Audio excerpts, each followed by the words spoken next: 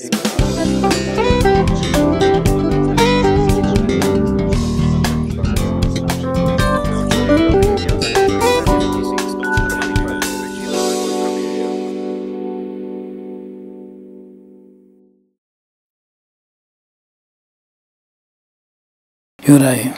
tie roky nám utekajú. To je snad jedna jediná životná pravda, že roky nevrátiš naspäť. Čiže je to úplne prirodzené, ale zase otázka je taká, no, ako sa s tým vyrovnáme. Ja som si ťa užil v dvoch obdobiach tvojho rektorovania a dnes si už si inde. No áno, ale v podstate je to zase taký prirodzený vývoj, lebo dve funkčné obdobia, to sa hovorí aj v Amerike, keď je niekto prezident, aj u nás, keď je prezident, dve funkčné obdobia stačí. Čiže ja som tie dve funkčné obdobia vnímal tak, že bola to moja životná výzva, bola to moja životná príležitosť pomôcť našej spoločnej alma mater, dostať sa niekam. Či sa mi to podarilo alebo nie, to musia rozhodnúť druhý. No a potom sa objavila aj tá ďalšia výzva, vstúpiť možno na druhý breh tej rieky, a to je trošičku aj do služieb priemyslu a priemyselníkov. Čiže bola to výzva. Nedávno si prednášal na Európskej akadémii vied a umení v Smoleniciach a mal si obrovský úspech. Povedal si ale jednu vetu. Dnes sme boli 50 rokov. No, to som povedal sám sebe, tak by som povedal seba kriticky, jednoducho preto, že, jak som naznačil, teraz to vidím z pohľadu priemyslu, z pohľadu tých, ktorí absolventov vysokých škôl potrebujú. A keď som bol na akademickej pôde, tak som sa samozrejme veľmi snažil zastávať sa toho, že tá akademická pôda je dobrá a že pripravuje ľudí tak, ako vie, len som zabudol nie tak, ako má. A to bol ten problém. Preto si hovorím, že kde som bol tých 50 alebo 40. Áno, to vidieť z druhej strany, ako z tej praxe. Vtedy si to vidieť z tej strany teórie školy, úloh školských. Čo myslíš ako skúsený človek? Čo by bolo treba urobiť pre zlepšenie školstva? No v každom prípade viac ho napojiť na priemysel a vytvoriť preto príslušnú legislatívu tak, aby pre priemysel bolo atraktívne pomáhať školám a zase školy, aby sa zbavili toho konzervatizmu, že my sme najlepší docenti, my sme najlepší profesori. To nie je celkom pravda.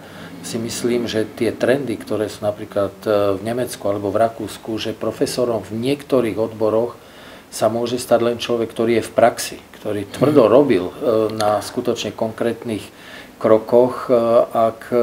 Toto si myslím, že to je alfa a omega. Ja viem o tom, že si dlhý čas pôsobil v Nemecku, kde platí to, že naozaj, kto chce byť profesorom, musí mať za sebou nejakú prax, a to aj neskôr, keď už odchádza skúsený riaditeľ generálny na školu a chce učiť, nezačína ako odborný asistent. No samozrejme, tam je to alfa a omega, práve tí top manažery, niekde možno aj strední manažeri, väčšinou top manažeri, ktorí majú blízko k vede, k výskumu a k učeniu, tak tí sa stávajú profesormi v tom strednom veku, vôbec nie v mladom veku, v strednom veku, a to je, jak som naznačil, to je podmienka. Bez toho sa nemôžeš ani uchádzať o profesúru a toto tu chýba. Ty si doktor vied, máš najvyššiu vedeckú hodnosť, a ako sa dnes díváš na to, keď to porovnáš so súčasným získaním vedeckej hodnosti v 3. stupni štúdia, PhD? No podľa môjho názoru ten 3. stupeň štúdia tú tzv. Vedeckú prípravu úplne dehonestoval. To sa stala z toho taká forma pokračovania štúdia. Dokonca častokrát si myslím, že aj tí uchádzači o to PhD štúdium nie sú tí, ktorí by skutočne mali v sebe ten potenciál, ale sú to tí, ktorí možno našli dobrú príležitosť predĺžiť cez študentské časy. Ale to, jak to bolo niekedy, že to bola kandidatúra vied, alebo teraz ešte v súčasnosti stále platný veľký doktorát, tak je to nepríjemné povedať a konštatovať, ale žiaľ Bohu, mám dojem, že sa to zdevastovalo. Ono už sa tento PhD považuje za veľký doktorát omylom, ale je pravda, že stretávam sa s tým, že príde fotograf, je PhD, príde výťahár, je PhD. To nie je v poriadku.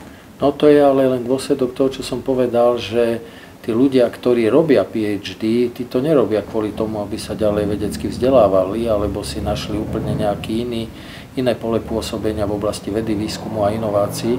Ale je to predĺženie tej svojej vysokoškolskej kariéry a potom, keď skončí, tak v podstate nemá uplatnenie. Je to obrovská škoda, že štát investuje veľa peňazí do takéto nepraktického štúdia. Ľudia prichádzajú do podnikov a musia sa školiť ďalej. No určite treba zvážiť, či tie prostriedky sú vynaložené dobre alebo nie. Len štát urobil dokonca ešte jednu velikánsku chybu, že povedal, že tie mzdové prostriedky, ktoré majú dať ako štipendium PhD, majú dávať z mzdových prostriedkov pracovníkov školy. To znamená, že vlastne aj to, čo by mohlo byť teoreticky určené pre tých špičkových ľudí na fakultách, musíš rozdeliť a dať niekomu, kde to v podstate nemusí mať žiadny efekt. Dobre, ale ministerstvo, pokiaľ viem, dávalo peniaze školám podľa počtu študentov. No áno, len počet PhD študentov je tak malý, že v tom celkovom balíku to skoro nedáva. Ja myslím, že to veľmi súvisí aj s nižšou hodnosťou inžinier a bakalár, že jednoducho sa prijímalo noví študenti bez prijímacích skúšok, nerobilo sa žiadne sito. No to je pravda, len dnes žiaľ Bohu záujem hlavne o štúdium technických odborov a šťastí prírodovedných je tak nízky, že školy, aby prežili, použili tento model. A otázka, či to je dobré. Viem, že niekedy bolo 20 študentov na jedného profesora. Keď sa robilo bez prijímačiek tých študentov, možno aj 100. Nebolo docentov, profesorov. No to je pravda, ale napríklad dnes je situácia taká, že už ani tých študentov nie je to. Čiže ten demokratický vývoj vedie k tomu, že už ani takých... Toto je vážne, čo hovoríš. Čo sa vlastne stane v najbližšom období? No to neviem. Keby som to vedel odhadnúť, tak si poviem, že som najlepší prognostik na svete. No, vznikajú mnohé podnikateľské univerzity, napríklad, kde sa snažia, už hotoví inžinierov tam majú a oni študujú, lebo tá škola podniká. No, ja nemám veľmi dobrý názor o tých tzv. Súkromných, možno podnikateľských univerzitách, lebo to je možné len v odboroch takých, kde sa napríklad nevyžadujú experimenty, kde sa nevyžadujú dielne, kde sa nevyžaduje vlastne to technické know-how, hej? Ale sú to sociológia, je to politológia, je to ekonómia, tá teoretická ekonómia. Takže... No a potom sa stáva, že máš doktorov filozofie, ktorí robia taxikárov a podobne, že ich je strašné množstvo. To štúdium asi je jednoduchšie ako nejaké technické smery. No rozhodne áno, však to je práve to, čo sme už načali, že už to nie je vedecká príprava. Niekedy to bola vedecká príprava, dneska to je akože pokračovanie štúdia a to si nemyslím, že je dobré. Ja si myslím, že dokonca v Čechách už nemienia uznávať slovenské diplomy. Tak musím sa priznať, o tom som nepočul. Poďme na druhú stránku veci, na tú prax. Nie si vo vysokej funkcii v automobilovom priemysle. Ako vidíš budúcnosť tohto odboru? Sú tu často pochybnosti, či to prežije tieto 3 či 4 veľké podniky na Slovensku? No, to je presne otázka, s ktorou sme konfrontovaní neustále. Ja tvrdím, že prežije a bude sa rozširovať ešte ďalej a bude sa rozvíjať. A dokonca tvrdím, že v strede a východe republiky je ešte miesto pre ďalšiu automobilku, pre 5. automobilku. A to, či to budú motory, alebo by to boli nákladné auta, alebo užitkové auta, to už je jedno. Myslím si, že už tu nie je priestor pre fabriku na osobné automobily. Ale málo kto si uvedomuje, že prečo to tvrdenie, že nedojde k problému a nedojde ku krachu. Lebo všetky naše automobilky teraz 3 a prišla Jaguar Land Rover, majú také portfólio vo výrobnom programe, že majú špičkové autá. Zoberme Touareg, zoberme Q7, zoberme Porsche Cayenne, ktoré sa tu bude robiť, zoberme Sportage v Kia, zoberme Jaguar Land Rover. To sú všetko autá, ktoré sa budú predávať, aj keď bude kríza. Lebo si treba uvedomiť, že tieto drahé autá si nekupujú ľudia, ktorí budú priamo trpeť v tej kríze príjmami. Čiže to si kupuje úplne iná vrstva ľudí, ktorá aj keď je spoločnosť v kríze, tak tie finančné prostriedky majú. A toto je podľa mňa jedno obrovské šťastie pre slovenské automobily. To je taký slovenský Detroit. Čím sa to stalo? Prečo je taký záujem o Slovensko? No toto úplne presne odhadnúť neviem, ale pravdepodobne je to skutočne tým, že sme na kraji Európskej únie, tak aj mzdové náklady nie sú také, ako sú v Belgicku, v Holandsku a v Nemecku, to treba otvorene povedať, ale za tie relatívne nižšie mzdové náklady dostávajú tieto automobilky veľmi kvalitnú prácu. Čiže ja si myslím, že toto je jeden z tých hlavných. A čo robotnícka kvalifikácia? No to je problém. To je problém, lebo tá tu niekedy bola, my sme sa s ňou hrdili, mali sme skutočne kvalitné učňovské školstvo, sa hovorilo o zlaté české a slovenské ručičky, dneska to nie je. No ale veľa inžinierov nachádza prácu za pasom. No tak dobre, keď sú ochotní za tým pásom robiť, nech robia. Ale to nie je cieľ, to nie je efektívne vynaložené finančné prostriedky. To je práve tá otázka spoločenská, že ten mladý človek sa ožení, má 2 deti, už väčšie potrebuje niečo žiť, berie hociakú prácu. Pravda je presne taká, ale zase na druhej strane sa treba pozrieť, že napríklad ten inžinier do akej miery je schopný prevziať na seba aj náročnú prácu, vysoko kvalifikovanú prácu, lebo jak sme povedali skôr, dneska študuje a vyštuduje hocikto. A otázka je, či ten hocikto môže robiť skutočne kvalifikovanú prácu. Otázka je, či je adaptabilný, či sa naučí tú profesiu. No samozrejme, len keď sa to nenaučil a nerozhodol sa počas štúdia na vysokej škole, nepredpokladám, že je veľmi adaptabilný.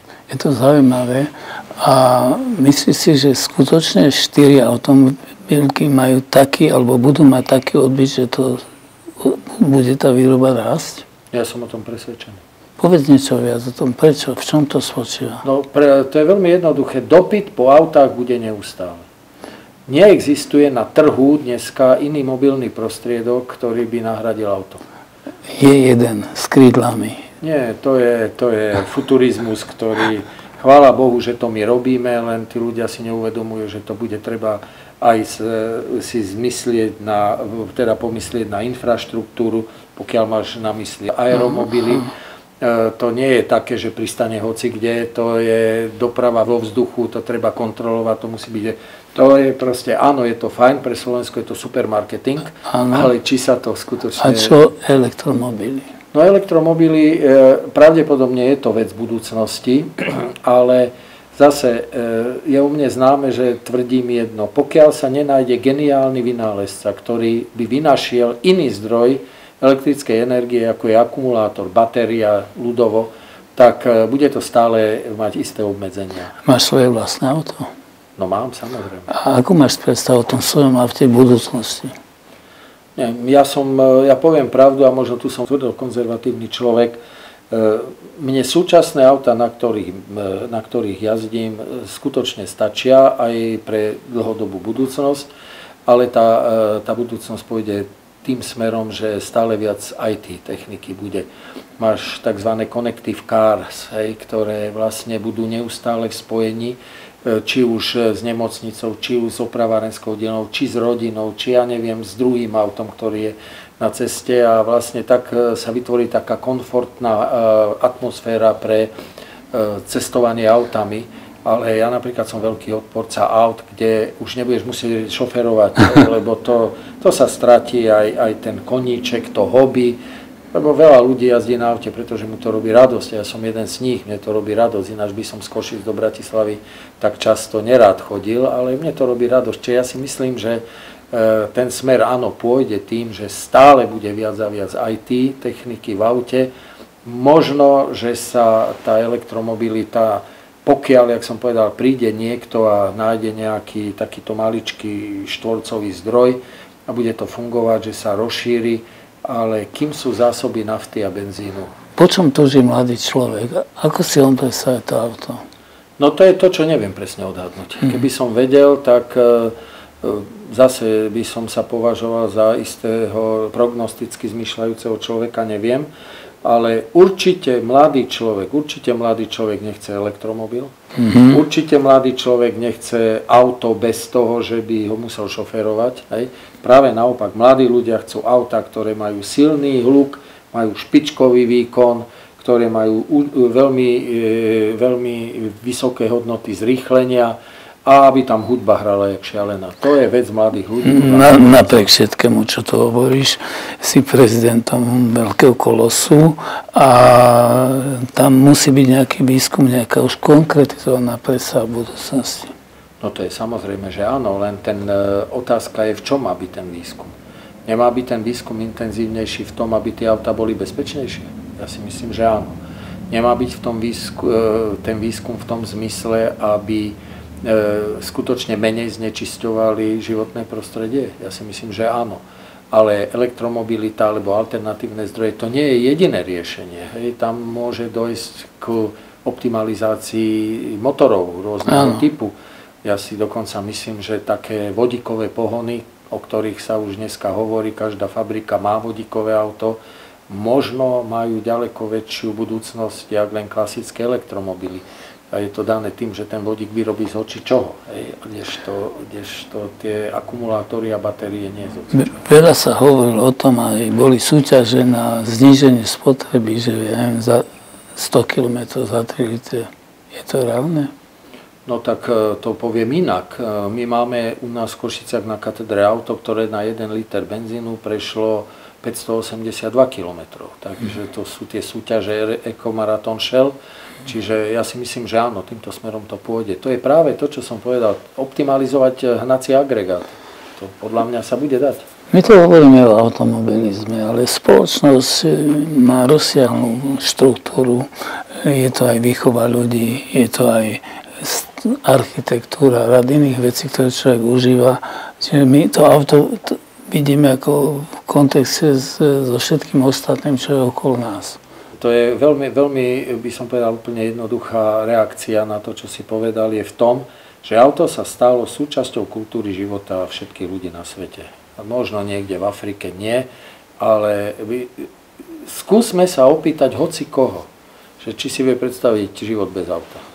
Málo ich je. Mňa sa opýtaj. No, tak Štefan, vieš si predstaviť život bez auta? Nevieš. No, musia ma voziť v tomto veku. No, dobre, ale vozia ťa autom. Hej? Áno. Nevozia ťa kučou, nevozia ťa koňmi, keď by to bolo super, hej, ale nevozia ťa. Čiže to auto fakt sa stalo súčasťou života každého človeka. Ešte jedna otázka. Štruktúra spoločnosti je veľmi rôznorodá a sú ľudia, ktorí si môžu dovoliť, povedzme, akékoľvek auto. Aký to má zmysel v dnešnej dobe, keď si predstavím, nie Jaguar, ale taký Rolls Royce pre život, pre človeka? Ja si myslím, že jak som minule hovoril s jedným človekom, ktorý si môže dovoliť skutočne kúpiť Rolls Royce alebo hocičo iné, tak som sa ho spýtal, na čo ti je také auto? A tá odpoveď bola veľmi jednoduchá. No moja manželka má také životné prianie, ona ho chce mať. Aké dobre, že máme manželky. Neviem, ja sa takto spýtam. Je tu niečo, o čom by sme ešte mali hovoriť v súvislosti so životom, so spotrebou, s našou prácou? No, bolo by toho veľmi veľa, ale ja si myslím, že to, čo sme sa snažili naznačiť, je jedným z takých základných filozofií človeka v súvislosti napríklad s technikou a s autom. Pohovorili sme o tom, že je to súčasť života, hovorili sme o tom, aké alternatívy by sa mohli na trhu objaviť, ako mladí ľudia k tomu pristupujú. Takže nehovorme teraz o tom, že či máme dostatok zemských zdrojov, či máme dostatok veľkej elektriny. Nie, ja si myslím, že toto je téma, ktorá je veľmi zaujímavá. Nehovorím, že tie ostatné nie sú. A druhá vec je, sú ľudia, ktorí si myslia, že rozumejú všetkému. Ja sa snažím hovoriť len o tom, čo môžem. Napriek všetkému. Musím ti povedať, že som veľmi rád, že sa poznáme toľké roky, že sme mohli diskutovať o veciach, dokonca aj komunikovať na odbornej úrovni, ale ten dnešný deň je pre mňa veľmi pekný a vzácne, že sa mohli stretnúť a urobiť tento rozhovor. Ďakujem ti. Ďakujem veľmi pekne, Štefan. A prajem ti všetko dobré, nech sa darí tebe, rodine, firme a nech naše vzťahy ostávajú aj do budúcna také, aké sú. Ďakujem veľmi pekne.